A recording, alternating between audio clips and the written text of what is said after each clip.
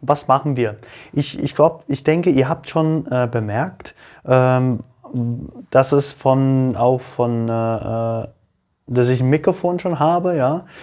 Ich habe extra ein Mikrofon besorgt, da es dass ich halt nicht immer schreien muss, ja. Und genau, deswegen habe ich mir ein Mikrofon besorgt. Ja, mehr oder weniger. Also, auf jeden Fall. Was machen wir heute? Wir haben schon, ich hoffe, ja, es passt gut. Wir werden heute am Gerüst weitermachen. Nebenbei, ihr könnt gerne auch in den Playlist mal schauen bei Werkstatt 1.0. Dort ist das Video drin, wie ich die Werkbank gebaut habe und wie viel Geld ich ausgegeben habe dafür. Für wenig Geld eine riesen, krasse, stabile, elektrische Hebebühne. Ja, genau, mehr dazu könnt ihr gerne euch da anschauen. So, wir haben eine KTM, naja, das Gerüst vor allen Dingen. Wir haben eine KTM 40 TS. Im letzten Video habe ich auch schon die ersten Ersatzteile schon gezeigt. Wir sehen, dass einfach gar nichts mehr da ist. Wir haben im letzten Video oder im allerersten Video in der Timelapse wird ihr alles sehen, auch die Fails natürlich. Haben wir so gut wie alles ging. Wir werden alles erneuern, nach und nach. Motor bin ich gerade noch dabei überlegen, ob ich einfach einen Austauschmotor reinmache oder den Originalen reparieren lassen. Oder selber auch repariere, ich weiß es nicht. Schreib in die Kommentare, wenn du vielleicht dich auskennst, dann schreib einfach mal rein, ey, so und so würde ich es machen. Genau. Also, was haben wir denn alles da? Wir haben alles an Schmierfett, Drahtbürste, Wasserpumpenzange, Nüsse, wir haben 10er Nuss für oben, weil wir heute das vordere, ja, die Front abmontieren und auch vorsichtig sind, weil da Öl drin ist. Was für Öl wir brauchen, das wird alles später auskommen. Federn und so weiter wird alles immer separat gemacht, weil es so eine Sache für sich ist, wurde mir gesagt, und deshalb machen wir das auch so. So, in diesem Video machen wir erst das Teil und werden wahrscheinlich die ersten Dinge schon abflexen, abmodellieren und fetten. Besonders hier unten muss alles gefettet werden, frisch und ordentlich. Kugellager muss gefettet werden und ordentlich schön gereinigt. Mein Bremsenreiniger sollte eigentlich heute kommen, aber ist nicht gekommen. Ja, naja. Was wir hier benutzen, ich gehe von einer 27er Nuss aus, aber das kann sogar sein, dass es passt und auch so groß ist. Wenn nicht, dann habe ich noch eine 24er und noch eine 26er sowie auch eine 25er. Ich glaube 25 oder 26, irgendeine habe ich noch. Und noch eine ganz große, aber die ist wieder zu groß. Das ist eine 30er und eine 35er habe ich noch. Naja, fangen wir mal an. Als erstes werde ich jetzt mal erstmal alle rostige Sachen einfetten und somit dann auch ein bisschen einwirken lassen. Besonders hier vorne muss man vorsichtig sein. Ich habe das schon mal angedreht, weil die wirklich übelst fest war. Und ich wollte mich hier nicht zum Affe machen. Genau, wir machen alles mal erst einmal hier schön einfetten.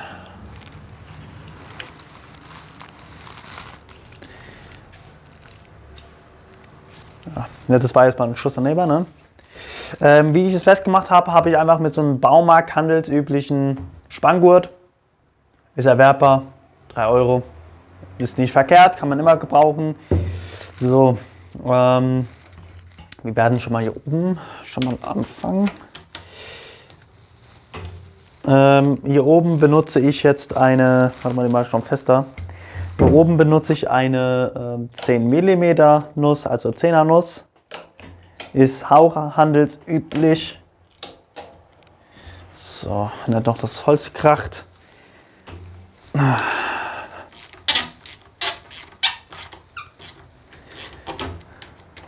Ich hoffe, man hört mich gut und ja.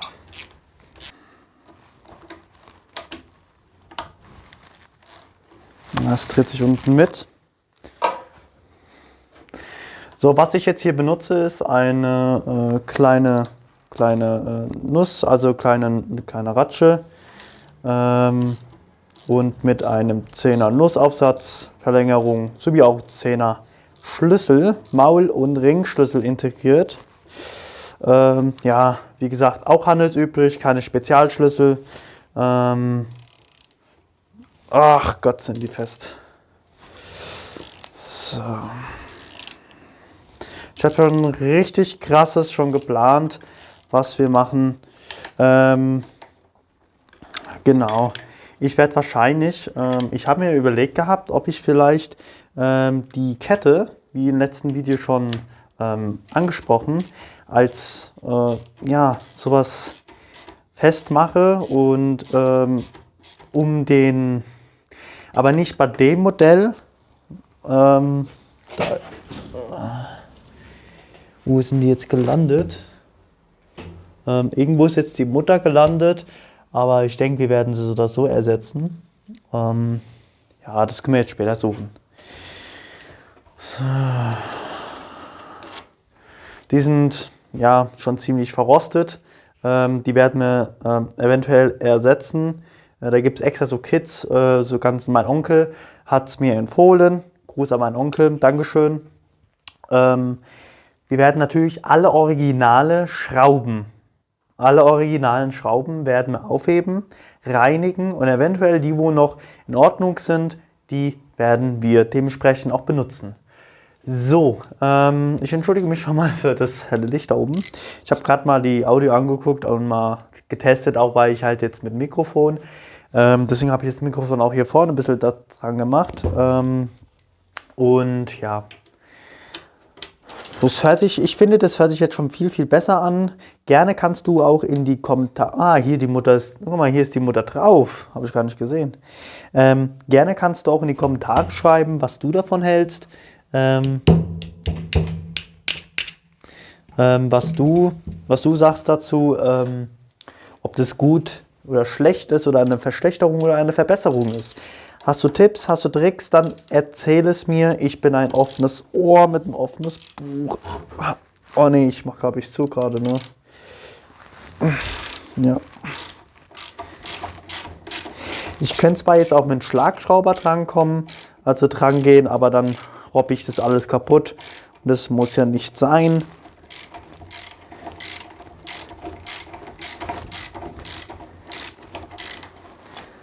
So.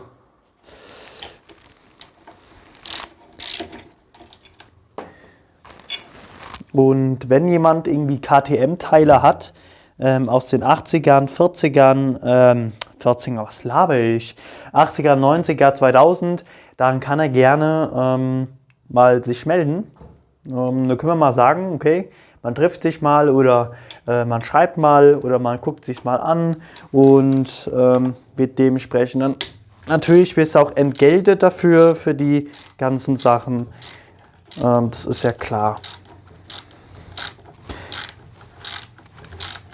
Also wie gesagt, ich habe ja vorhin gesagt gehabt, Vorsicht ist gewaltet hier vorne. Und zwar, hier vorne ist ja das Kugellagergelenk, also so kleine Kugeln sind da drin. Und wenn die verloren gehen, muss man sie neu kaufen. Also Vorsicht, wenn ihr so etwas öffnet, immer gucken, dass also am besten ist, wenn man sie vorher zählt und dann in eine kleine Tüte reinmacht. In so eine Frühstückstüte, in so eine kleine Tüte, wo meistens bei Sachen dabei sind. Oh, die ging eigentlich dann sauber ab.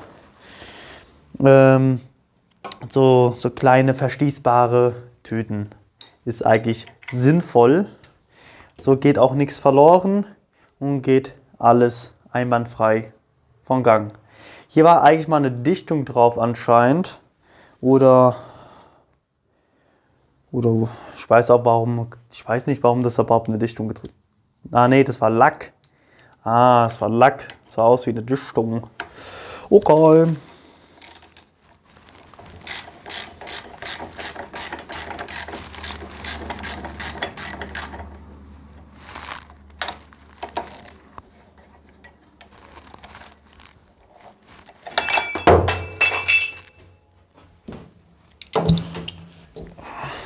So. So.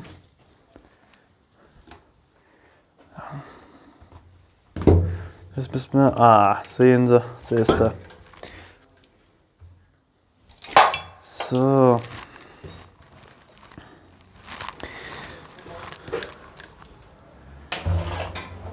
Wird mal alles ordnungsgemäß, wird alles Stück für Stück erneuert, gemacht, gefilmt, gereinigt. So, jetzt kommen wir hier an die Sache dran. Machen wir mal die weg.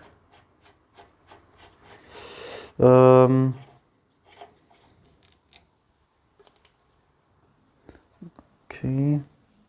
Ja, das sieht eigentlich von innen sieht es ganz gut aus. Es ist wenig Rost drin, also du hast gar keinen Rost, das ist wahrscheinlich nur so flugrostmäßig, aber ist jetzt nicht weiterhin schlimm. Mit Hohlraumversiegelung ist ein Harz, damit kann man auch die ganze Geschichte stoppen. Passt. Gut, dann hole ich mal schnell eine Nuss. Also so empfehlen wäre selbstverständlich irgend so leere Pudding, Grießpudding. Ich esse gerne Grießpudding, also hat einfach gepasst. Oder leere Eispackungen im Sommer sammeln. Und damit könnt ihr dann zum Beispiel Sachen waschen, Teile sammeln. Ich zum Beispiel werde alle Teile vom Lenker sowie auch zum Befestigen wird alles hier vorne reingemacht. Da wo das Licht dran war und die Hupe werden alle dort gesammelt, dass einfach gar nichts verloren geht. Somit können wir auch sicher gehen, okay, es ist sicher. So. Und somit können wir auch gucken, was für eine Größe wir brauchen, um zu ersetzen, weil wir können nicht irgendwie willkürlich irgendwelche reinmachen. Das würde dann einfach nicht klappen. Warte mal. Machen wir mal Trick 17. Einen fetten. Da hat auch schon irgendjemand kaputt gemacht hier. Krass. Der Vorbesitzer ist damit umgegangen, als wäre es Stück Scheiße.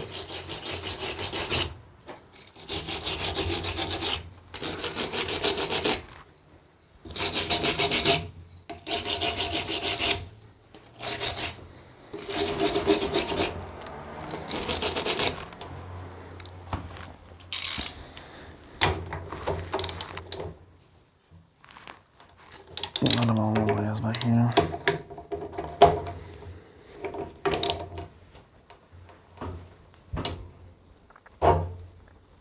Oh Gott, ist die fest.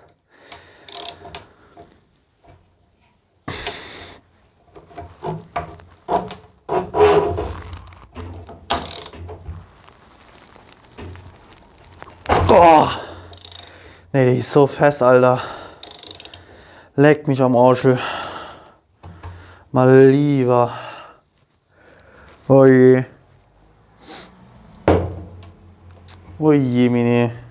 Ob ich die überhaupt abbekomme, ist die Frage.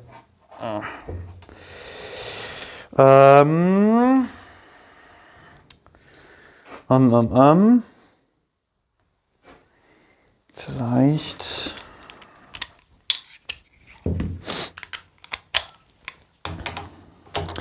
Ihr könnt auch gerne mal in die Kommentare schreiben, was für Projekte ihr eigentlich gerade am Laufen habt. Das würde mich gerne mal interessieren, was für Projekte ihr so am Laufen habt. Und, Entschuldigung. Ich weiß nicht, wie ich das am besten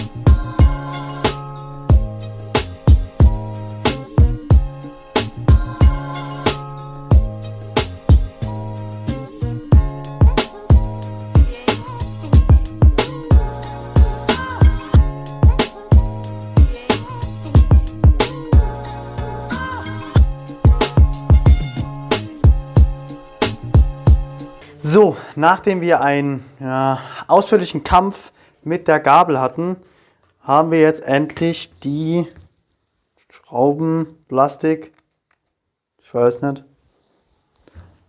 aufbekommen. Und dort befindet sich die Schraube, wo wir lösen müssen, um die Feder zu entspannen. Also die Schrauben dementsprechend. Und das wäre schön gewesen, das mal zu wissen. Naja, wieder lernen. Okay, ich brauche eine andere. So. Noch kleiner.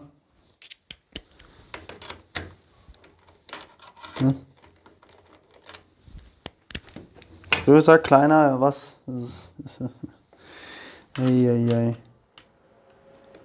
Aha, die passt.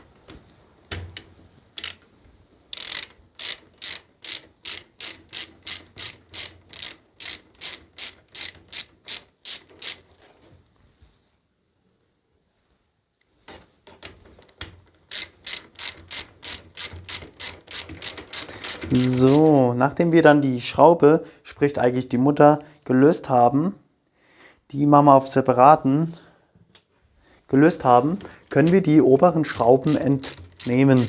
Somit können wir auch diese obere Platte, ich weiß nicht genau, Gabelplatte, Gabelaufsatz oder so, keine Ahnung, korrigiere mich bitte, wenn es falsch ist.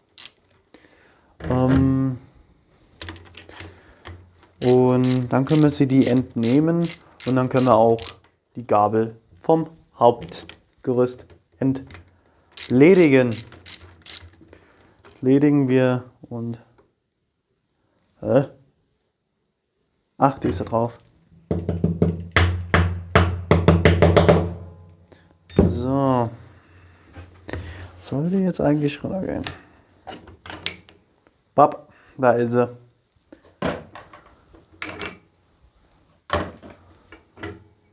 So, sieht auch noch ganz gut aus, leicht verrostet, ist aber nicht so tragisch, ist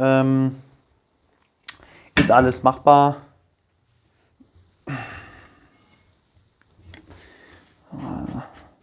Das müssen wir jetzt noch wegmachen.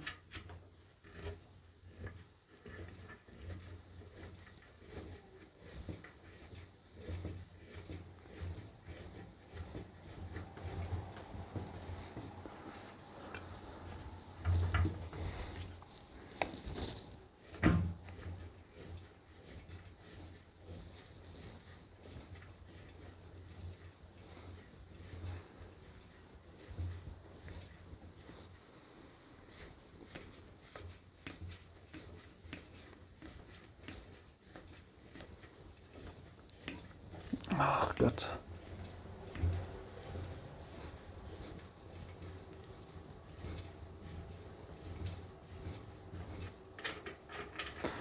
Ich habe mich wortwörtlich abgedreht.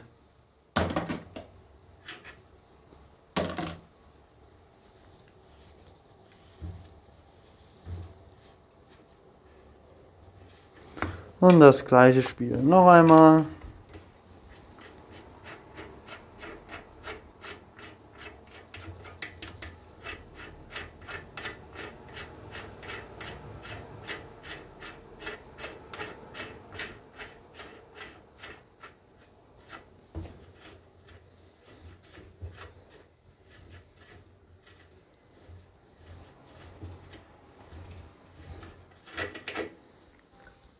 So, also da sieht man schon ganz klar, warte mal, ich komme mal gerade rum.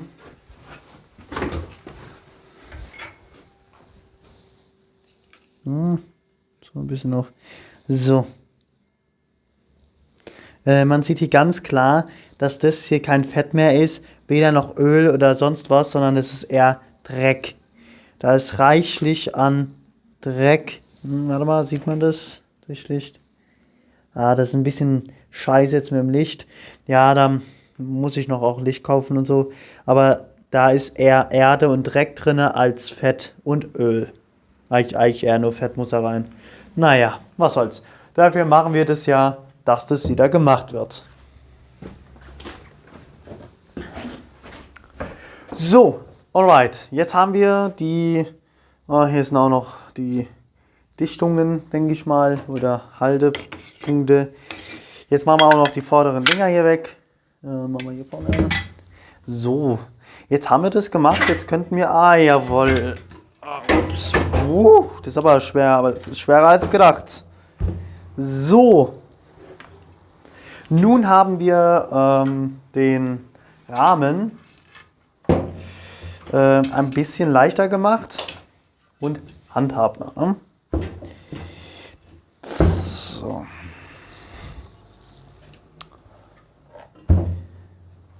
So.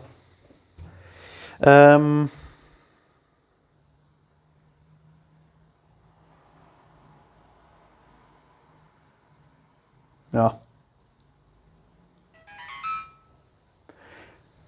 Wir haben jetzt die Gabel vorne hier liegen.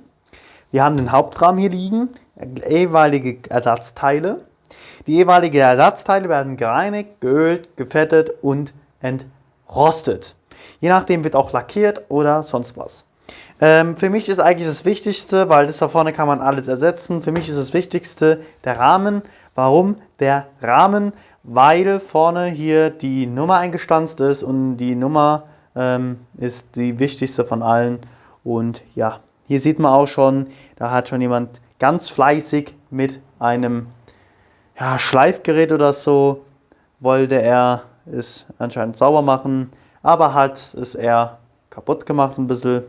Naja, solange es nicht ausläuft, ist alles gut. So, da ist auch nichts mehr dran, außer nur Dreck. So, alright, dann würde ich sagen, nächster Step.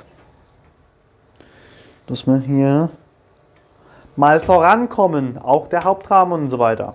Also.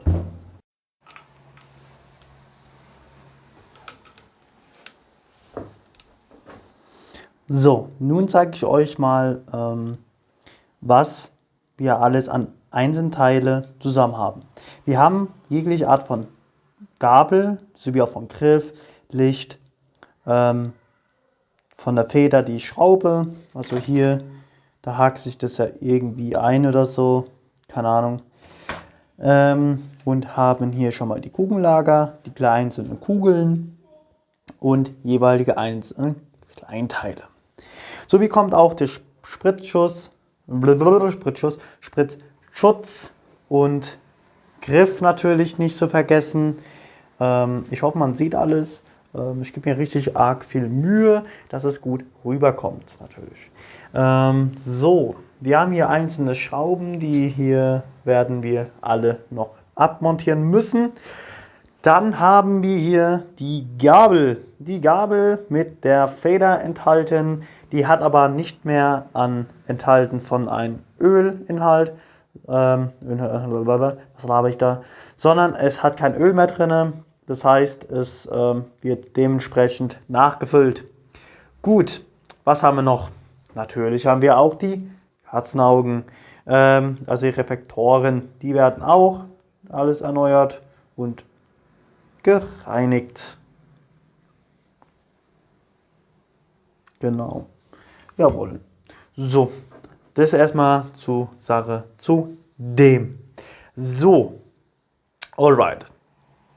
So, nachdem wir jetzt die Gabel vorne entnommen haben, sowie aber auch die Einzelteile ordnungsgemäß ordentlich sortiert und nach Größe nicht geteilt, aber natürlich auch getrennt haben.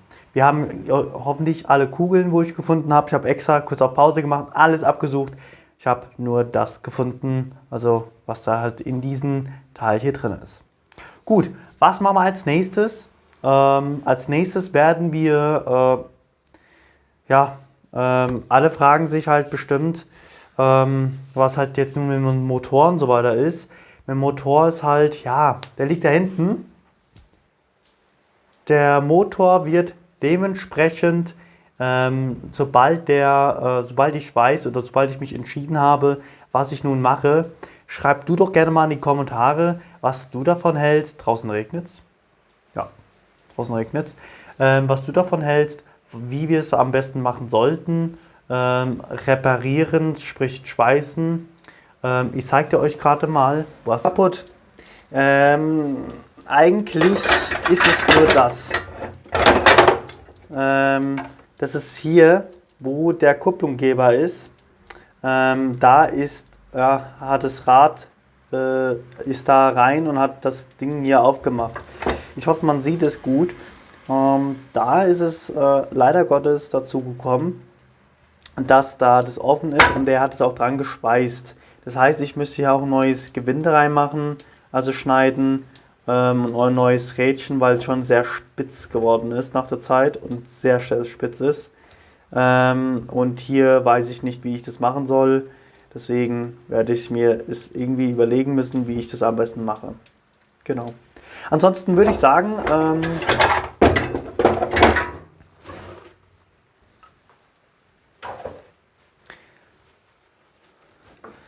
hier sind auch noch die anderen Teile. Das werden aber in der nächsten Folge werden wir all diese Teile überarbeiten, entrosten und neu lackieren. Und da ist kein Eistee, ne? Nicht für euch. Eigentlich eh nichts mehr drin. Genau. Und da unten sind ein paar Sachen, die will ich euch noch nicht zeigen. So, ich hoffe, es hat euch gefallen, dieses Video. Ich hoffe, es hat euch ein bisschen unterhalten. Es war, wie ich in jedes Video sage, es ist kein Lernvideo. Ich lerne für mich, aber nicht für euch. Ihr sollt euch kein Beispiel daran nehmen, wie ich es mache, was ich mache. Ihr sollt jeglich nur schauen, wie ich es mache, aber ihr sollt nicht es nachmachen. Das möchte ich damit sagen. Ich möchte einfach sagen, ich bin kein Profi, ich bin kein Spezialist, ich habe das auch nicht gelernt. Ich habe das mein erstes Projekt in der Hinsicht. Und ich hoffe, dass ihr mich reichlich weiterhin immer unterstützen tut, indem ihr einfach einen kleinen Likechen da lässt oder einen Kommentar. Natürlich auch ein Abo, das möchte ich natürlich nicht euch vorenthalten. Ich würde mich aber sehr gerne freuen, wenn ihr das ein bisschen supportet, das weiterempfehlt. Thema Motor, schweißen, nicht schweißen, das ist die heutige Frage. Ja, als nächstes im nächsten Teil werden wir die ganzen Einzelteile machen, dass wir die schon wieder an den Ding montieren können. Aber davor werden wir natürlich auch das Hauptgerüst da machen. Das wird dann wahrscheinlich eine längere Prozedur.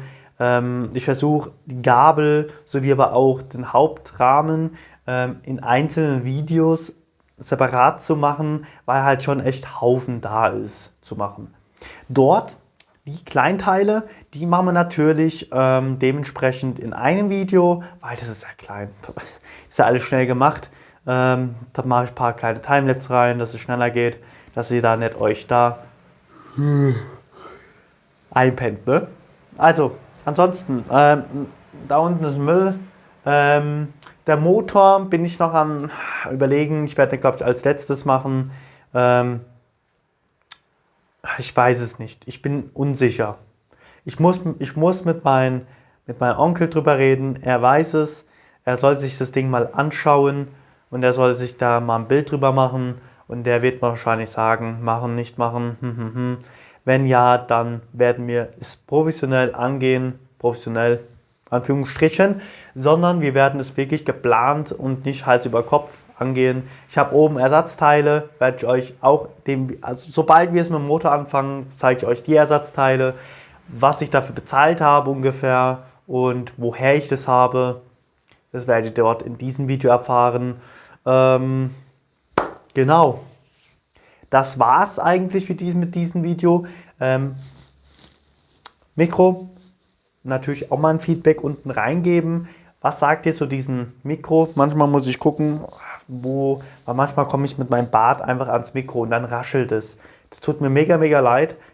Ich muss die beste Position herausfinden, wo ich das am besten machen kann. Mein Bart ist schon ein bisschen länger geworden und deswegen kratzt es da am Mikro dann. Ja, das war's dann eigentlich schon.